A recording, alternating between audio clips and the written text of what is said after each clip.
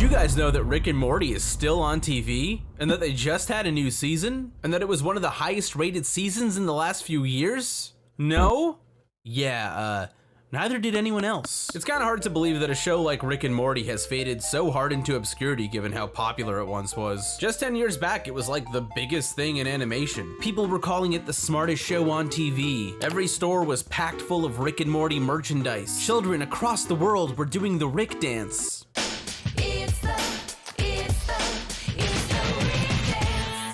Okay, fine, children across the world were not doing the Rick dance, but if they were, it wouldn't have been very shocking because the show was extremely popular. And also people seem to really like learning dances or whatever. But these days, it kind of feels like nobody's talking about Rick and Morty anymore. And I'm not just saying that because LS Mark made a video called Nobody Talks About Rick and Morty. I had that thought before I saw his video on it. I swear. But seriously, almost everyone I know seemed to be completely unaware that the show had a new season this year. Hell, I had a friend that thought the show ended after Justin Roiland was fired, which was like 2 seasons ago. And even the fans who've stuck by the show seem to be out of the loop these days. I mean, just look at these comments on Johnny's video about the season opener. They had no idea that a new season had even started. That's a pretty serious marketing failure if I've ever seen one. Now, it's not exactly a secret why the show has lost so much of its popularity over the years. It started out with a bang, giving us 2 extremely top-tier seasons right out the gate, and then with each year that followed, the overall quality took a nosedive. We started getting more bad episodes in every season. The consistency became increasingly volatile, and they started doing weird storylines that nobody asked for, like giant incest babies in space, Mr. Poopy Butthole becoming an alcoholic,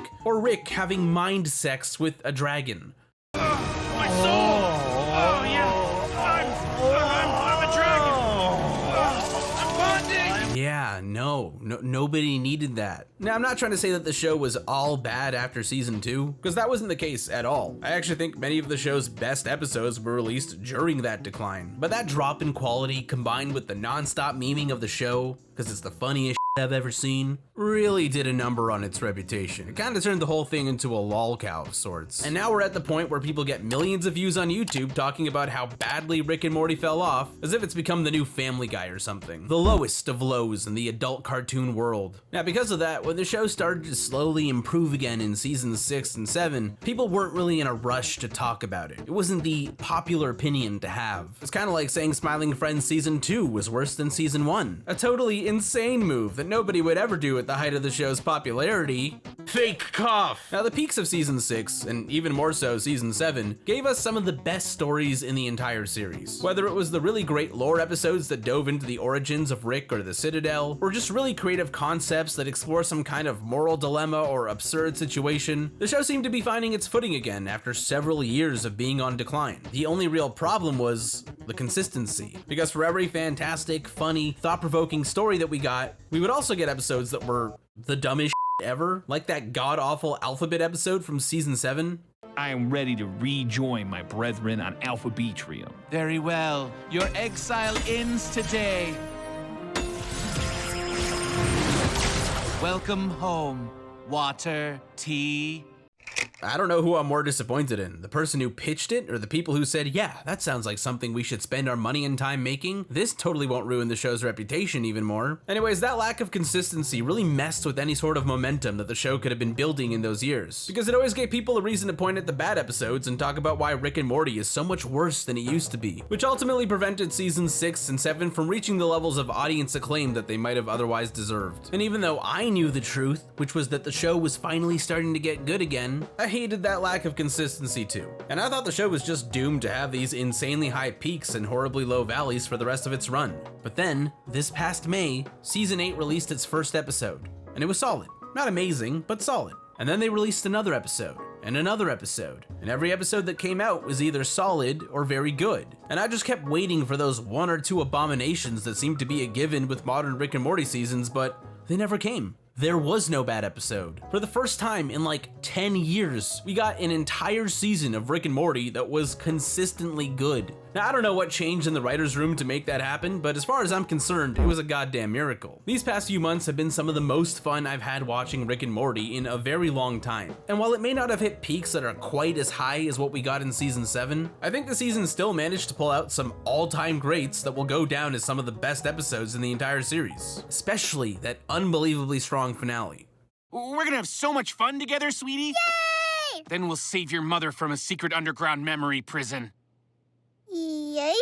Now, in my opinion, there seems to be one defining characteristic that made this season as consistent as it was, which was that they actually stuck to their own game plan for once. In previous seasons, the show seemed to be going through a bit of an identity crisis, where on one hand it was pulling towards more character-driven storytelling and it was happily expanding upon the lore that it had established, but then in the same breath it would mock the audience for wanting that and redirect its focus towards inconsequential monster of the week type stuff, where every episode had a special gimmick, which can be fun, but eventually you end up with a bunch of lackluster concepts that failed to tell an interesting story. Looking at you, Turkey Thanksgiving. And I think that back and forth is exactly what led to episodes like the stupid alphabet one, because it just reeks of this mindset where they're like, let's do the kooky thing that the old Rick and Morty would do. People loved iced tea and get swifty, so they'll surely love this, which just leaves us with these misguided attempts at channeling the earliers of the show without really understanding what made them work. An approach that led to more misses than it did hits. But with season 8, it feels like they made the executive decision to just let the show be what it is today instead of trying to relive its glory days. And that decision paid off big time, because this season is full of episodes that let their main characters take the wheel, all the way from the season opener to the season finale. And that's helped the show steer clear of those bad novelty episodes that weighed down the previous seasons. But just so I'm being clear here, not every episode was a deep character study that examined the psychological profile of some member of the Smith family. We still got our fair share of fun, one-off adventures that were mainly about placing the protagonists in some unique situation that they had to get out of. And those episodes were generally very solid too, even though they weren't usually the highlights. But where season 8 truly shined was definitely in those character study episodes, which we got a lot of this time around. Out of 10 episodes, I'd say about 6 of them were deep dives into one of the main characters. And that didn't just include the usual suspects, but it also had episodes dedicated to Space Beth, or in the case of one of my favorite episodes from this season, other Rick and Mortys.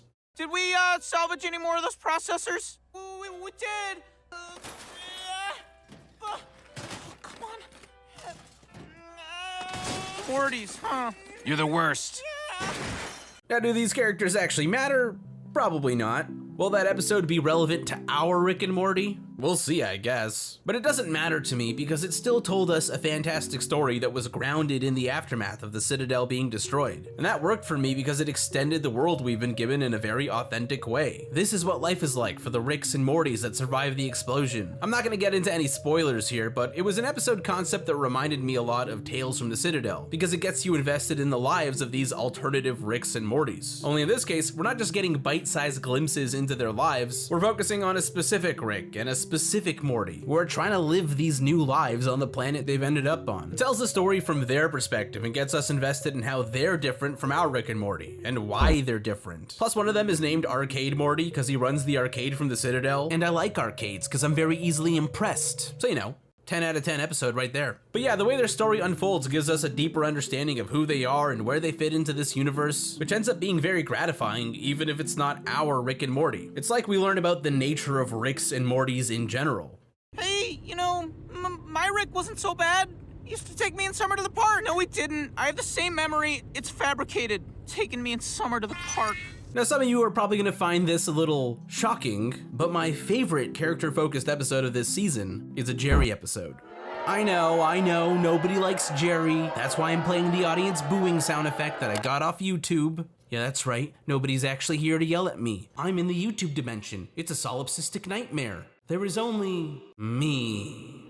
But seriously, this Jerry episode, major breath of fresh air for the series. I'm not gonna say too much because I don't want to spoil it for those of you who haven't watched it yet and are currently being convinced by my awesome video. But this is an episode that pairs Jerry up with other Jerrys from the multiverse, where he gets to go on his own unique adventure without the rest of the Smith family. And it works super well because who understands Jerry better than Jerry? This episode gives us a break from the usual demeaning of Jerry's character and the emphasis on how pathetic he is. Because when he's among other Jerrys, he's just a regular guy. His flaws are normalized instead of highlighted. It's probably the most validating partnership his character has gotten since Doofus Rick back in season 1. And by putting him on an even playing field like that, we actually get to see a better side of him. We get an adventure that plays to his strengths and gives us a reason to admire him. It even manages to reframe some of his past failures as wins. When the space version of my wife showed up, I thought she'd hate me, and she did. But then I turned into a bug and we all had sex. Eagle man! God damn! I guess it is all pretty cool when I say it out loud. Now again, I don't want to go into too many details here, but the way this story unfolds makes the multiverse feel new in a way that Rick and Morty hasn't been able to do for me since its first season. It's like we got to see a secret Jerry side of the multiverse that has been hiding under our noses this whole time. So yeah, it's just a great episode. It's got great payoff in the ending, so I really enjoyed it, which feels kind of weird to say about a Jerry episode, but then again, this is coming from the guy that likes Pip from South Park, so of course I'd like a Jerry episode. Now I could probably ramble on for a good while about most of these character study episodes because they're all worth highlighting, but for the sake of your time, my time, the flow of time in general, I'm gonna keep the shoutouts to a minimum and pick one last episode to talk about. And the choice is kind of a no-brainer for me because it's the best episode in the season, the finale. Why are we dunking on Rick? He's been a loving dad to our family for as long as I can remember. Excuse me? Remember him at our wedding and Morty's birth. And that time he invented PB&J. Rick's great.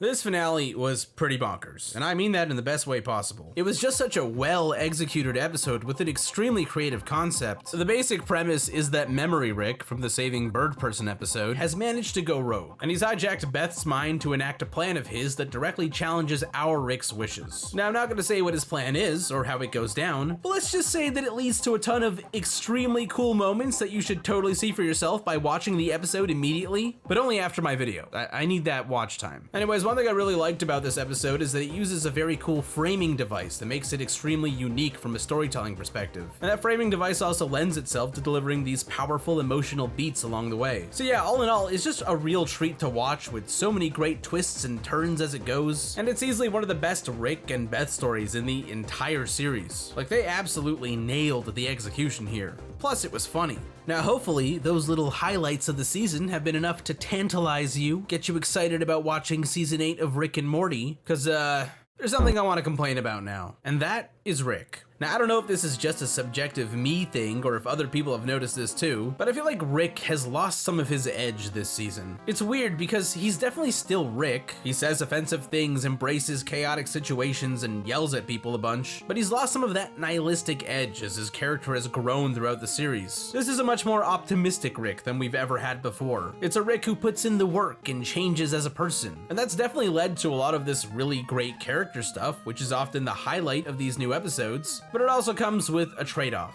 which is that Rick no longer feels like the edgy voice of the show that he once was. In the early years, he had a presence that was kind of like Bugs Bunny or Bart Simpson in the early 90s. He was the fool on the hill, you know? He saw that sun going down. But also, he wasn't a fool, and I just wanted to make a Beatles reference. But now, as his character has become more complex, Rick's attitude has shifted. He's a more open version of himself. And while that's probably made him a more well-rounded character, he no longer fits into that enlightened gesture role like he used to. Now, most of the time, I don't really mind because the episodes are still good and they're doing their own thing, and it's clearly working for the show. But sometimes I find myself missing that edgier and more cynical version of Rick. I miss what the show used to be before the characters grew with the seasons. And I guess that I just don't want to see Rick go the way of Stewie from Family Guy, who went from evil genius to neutral genius to gay. And Rick's already not an evil genius, guys, so that means his next stop is gay. But seriously, I do feel that change has made the show feel distinctly different, and there are times when it's not always for the better. And maybe this is more of a new voice actor thing, but I swear when he yells at Jerry, it just don't hit the same.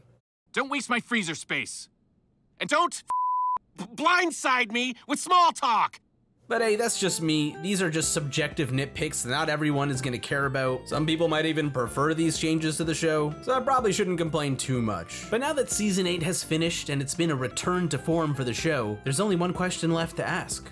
Will anyone care? I mean, I know the fans of the show are gonna be happy, and I think we can safely say that Rick and Morty has a pretty large and dedicated fan base at this point that's gonna stick with the series for the foreseeable future. I mean, it is one of Adult Swim's most successful shows. In fact, it's been renewed up to season 12 as of the time of this video. But when it comes to capturing that zeitgeist audience that the show once had, a season like this is probably not gonna do much. That opportunity was squandered when the quality started dipping back in 2017, and they'd have to do something pretty controversial to get that kind of attention on them again. So this may have been a comeback for Rick and Morty, but it's a quiet comeback for a show that's long past its cultural peak.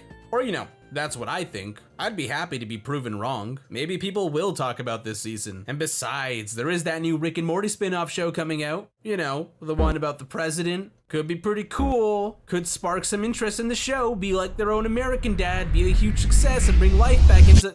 Nah, who am I kidding? I'm just happy the show is good again.